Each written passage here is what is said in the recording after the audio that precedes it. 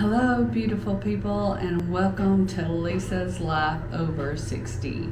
Today we're going to be doing an update on my keto progress. Today's actually the beginning of day 8, but I've been on keto for a week now. So week 1 of keto's been an adventure. As I think I've told you before, keto is the only thing I can really lose weight on and really feel good and energized. Being a carb addict, that's a really big deal. On week 1, I lost 5.5 pounds. So that means I have 20 pounds to go.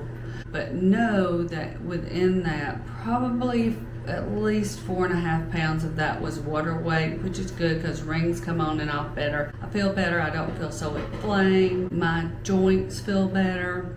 And I just feel better overall. I have a lot more energy. And I did not have keto flu, but the reason I did not have keto flu is because when I did keto a couple of years ago, and now I finally researched enough. And being a nurse, I love researching, a retired nurse, so it makes it that much more fun now because I do it for fun. So I know the vitamins and the minerals that I need, and I'm going to do a video on those the following week just to let you know what I do take and the brand, because I don't think you should just grab them off the shelf. I think they have to be good quality or just don't take them at all. I do D2 and K3, which is together because I hate to take vitamins. I do magnesium and potassium. So those are the base that I do. Everything else is just added on bonus. Like I do a turmeric because I work with a physician that was a great doctor. He was a great lung surgeon. A lot of lung cancer patients that we work together with at Northside in Atlanta. He's amazing. People would come in and ask, well, what do you take? And he would say,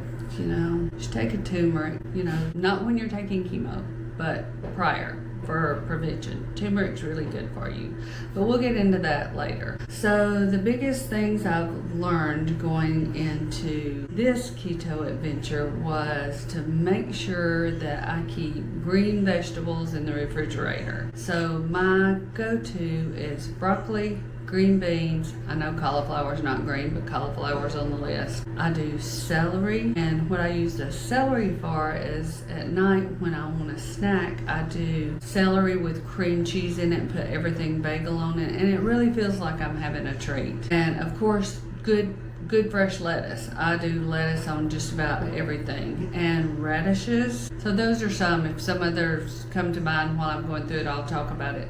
Some of the meats that I eat here in Costa Rica, my favorite is a ribeye, but in Costa Rica they have all organic grass-fed cows, so you don't get the corn-fed where they have fat on the meat, and they're in the pasture, so they're using their muscles all the time, so it's really good meat with no fat. Being born and raised in Georgia, I like my fat in my steak, so we found a beef tenderloin that's in a place in Liberia that we pick up those, and then we just cut those into steaks, and that really works well because they're fresh, they're tender, and they have just enough fat in it. We do add either pat of bacon grease or a pat of butter. Pat of butter is my favorite to just give that a little bit more flavor, and just salt, pepper, and I'm a garlic girl, so a little bit of garlic powder I add in. But salt's another thing that when you're on keto that you really have to watch and get in enough sodium intake. And of course sodium chases potassium, so you need those to offset. So I eat salt,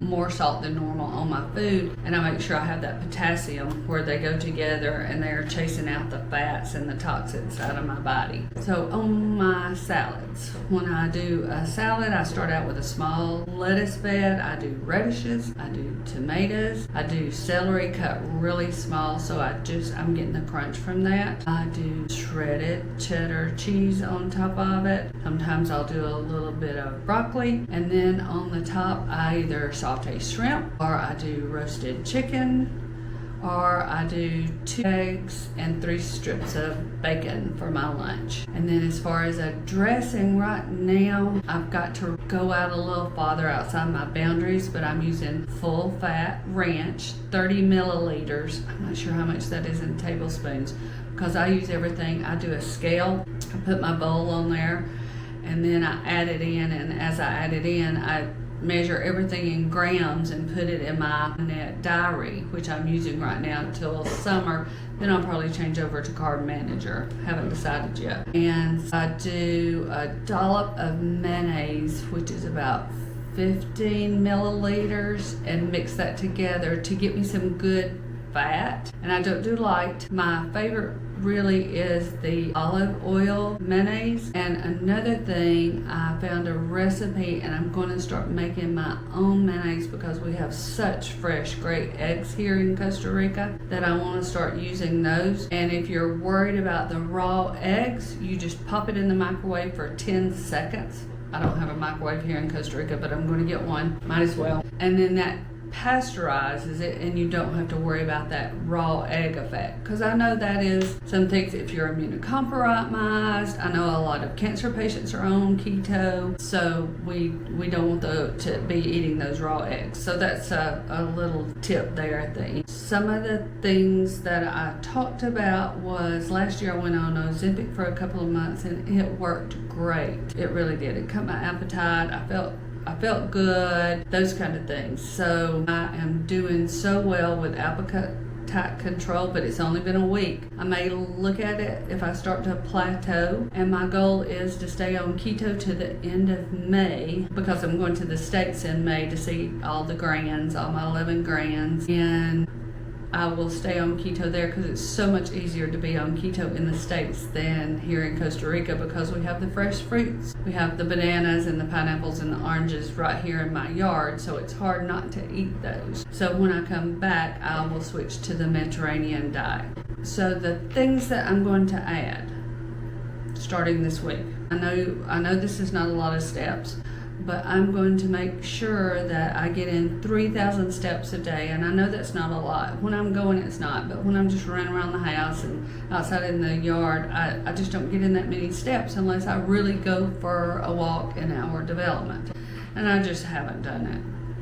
So I'm going to do 3,000 steps a day. I'm going to do intermediate fasting from 9 p.m. to 9 a.m. I may go a little longer, but right now, let's just start out with something that I think I can do. So if you're on keto or you're thinking about being on keto, let me know in the comments and let's do this together. And if you've been on keto, tell me what your biggest challenges were. Was it in the beginning? Was it toward the end? And how long did you stay on keto? Because we're all in this together. So if you found this interesting or helpful at all, please subscribe and like and be a part of this team, because Lisa's Life Over 60 don't have to be just over 60. Maybe it's over 40, maybe it's over 50. I think a lot of life lessons are of all ages. So let's support each other while we're doing this, and look at some of the other videos, because I expand out more than just the diet.